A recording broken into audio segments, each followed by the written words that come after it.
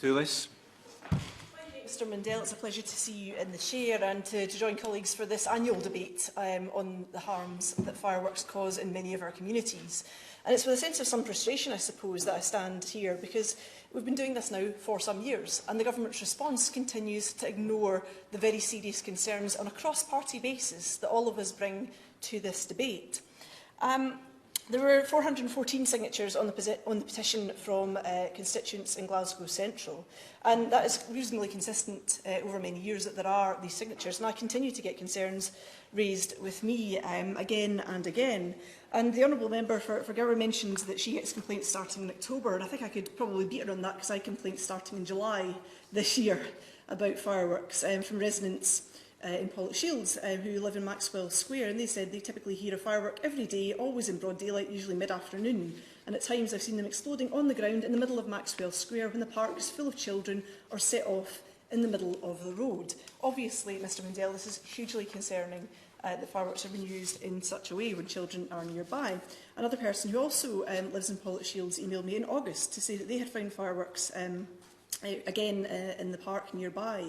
And they said that the fireworks that they picked up the empty casings that get left behind. And the empty casings of those fireworks, again, had very aggressive imagery as well. They weren't your kind of garden fireworks display. They had pictures of people looking intimidating when wearing masks, as if they were to be used in an aggressive way. And in Pollokshields in 2018, that was indeed what local residents had found. They found groups of people on the street using fireworks in an aggressive way against the police, firing them and using them as weapons. And this did lead to myself and the First Minister, Nicola Sturgeon, whose constituency this happened in, setting up a task force with local police in the area, with community groups, with the fire brigade, with trading standards from the council. And we've worked incredibly hard over the intervening 2 years to bring together a community response in Pollokshields to try and stop this kind of thing happening again.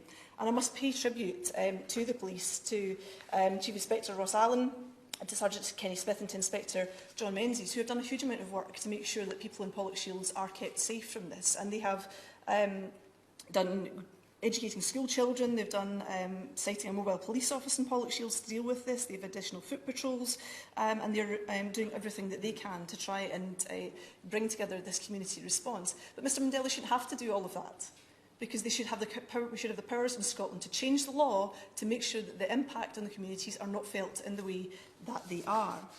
And for other residents in other parts of my constituency, this is also a concern. I have residents who live in the Templeton's building next to Glasgow Green. And Glasgow Green, as you will know, Mr Mundell, has a significant fireworks display every year in the Green. Not this year, unfortunately, which is causing residents a bit of extra concern that people will come to Glasgow Green and use fireworks there anyway, regardless of the social distancing requirements.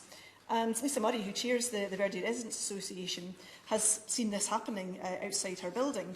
And what makes this worse, Mr Mundell, is that that building is also affected by the cladding scandal.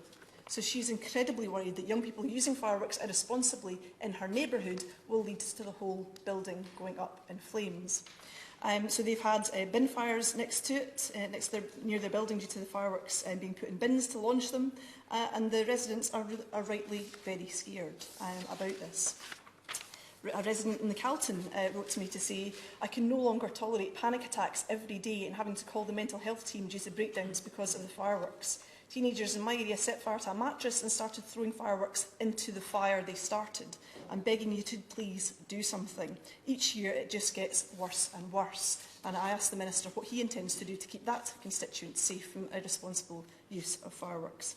And a resident in Govan Hill says, "As you know, the south side of Glasgow has suffered years of misery because of the malicious use of fireworks. We started to hear them at the end of September this year, and now on the 15th of October, my dog is terrified to leave home after dark. This will go on in my area till after the new year." This resident says, "I understand that a ban on sales to the general public can have unintended consequences, but as a chemistry teacher, I cannot understand why we allow high-powered explosives to be placed in the public's hands, causing misery and injury." And as my honourable friend from East Kilbride mentioned, this can have impacts on people with disabilities as well. And the Secretary of Shawlands and Strathbungo Community Council has written to say that she's aware of an instance where a firework was set off right next to a partially sighted person with a guide dog.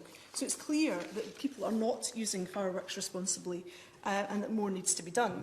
The Scottish Government held a consultation on this matter, and they got 16,000 responses in this consultation, Mr Mundell, 16,000 responses. And of almost all of those who responded to the consultation, some 94% said they would welcome increased controls over the sale of fireworks. Over three-quarters who responded, 87%, said that they would welcome a ban on the sale of fireworks. And the figures are very, very clear. But where this falls down, Mr Mundell, is that there has been no response, substantially, by the UK Government to this request from the Scottish Government for action. And when this was raised back in 2018, I was told that there was a desktop review going on, conducted by the Office of Product Safety and Standards.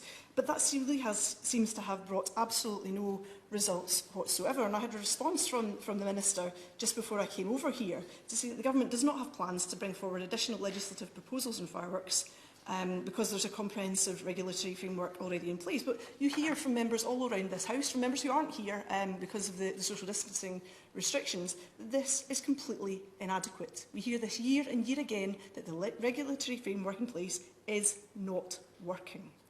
So I would ask the Minister, instead of sort of fobbing off all of our constituents and fobbing off the Scottish Government and fobbing off people who have genuine concerns about the impact on themselves, on their pets, on the wider community, will they devolve the legislation for this matter to allow the Scottish Government, who have the evidence, who have the will, who have the understanding of this issue and want to proceed with it, to devolve the relevant powers over fireworks so that my constituents can get a night's sleep? Thank you.